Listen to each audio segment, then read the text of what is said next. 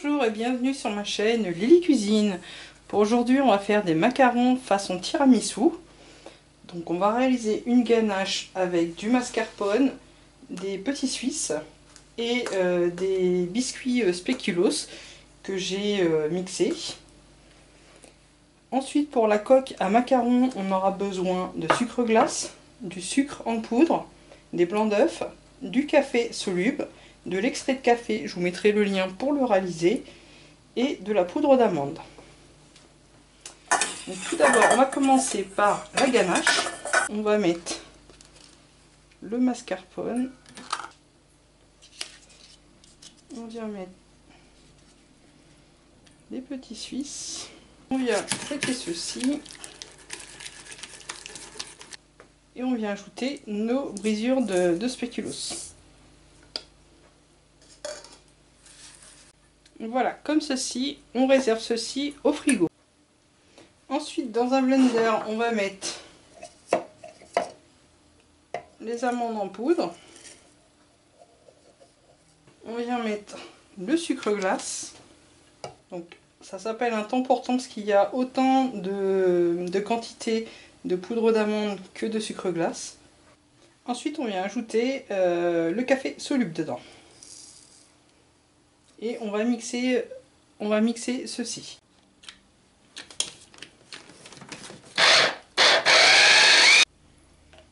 Voilà, la poudre obtenue, on la place dans un récipient. Ensuite, dans un récipient, on va mettre nos blancs d'œufs.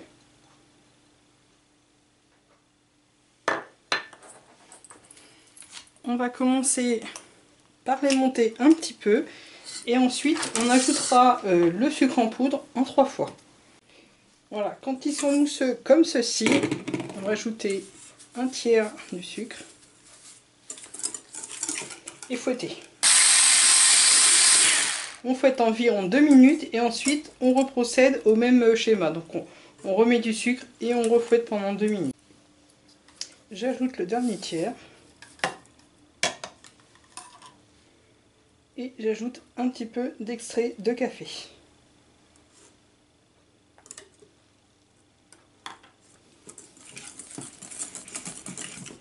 Et on refouette.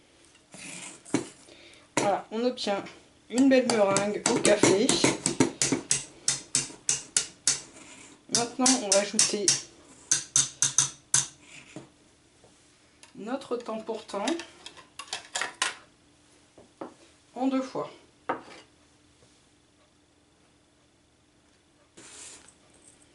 Là, on va venir macaronner.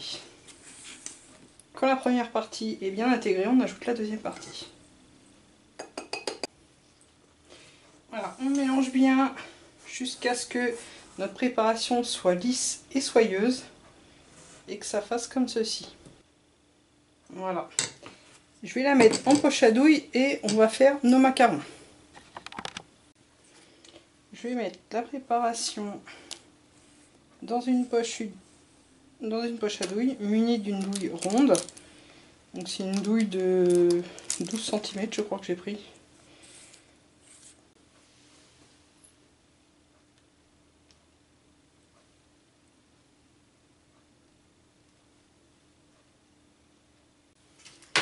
Voilà, on tapote un peu la plaque et on va les laisser croûter pendant environ 15 minutes. Il faut qu'au toucher ça soit quasiment sec.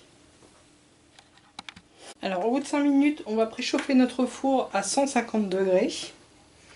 Et quand on met le doigt sur la coque, ça ne doit pas coller au doigt, on ne doit pas avoir de pâte sur le doigt. Donc là c'est que les coques ont croûté correctement, ont séché correctement. Et maintenant on va pouvoir les placer au four pendant environ 12 minutes à 150 degrés. Voilà, une fois cuits, on les enlève de la plaque de cuisson pour les laisser refroidir. Une fois que les coques ont refroidi, on va prendre notre ganache que j'ai mis dans une poche à douille.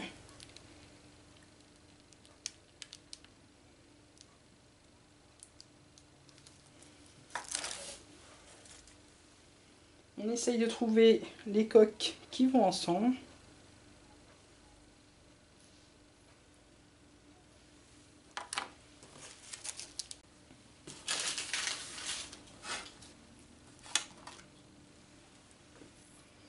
Je vous montre une coque de près. On a une belle collerette, un biscuit assez mou à l'intérieur et une belle coque unie.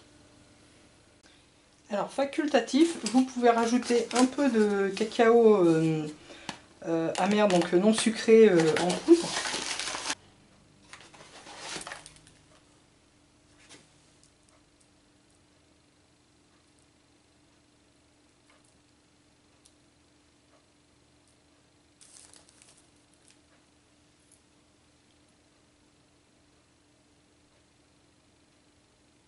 Voilà le résultat. Je vous souhaite un bon appétit. À bientôt.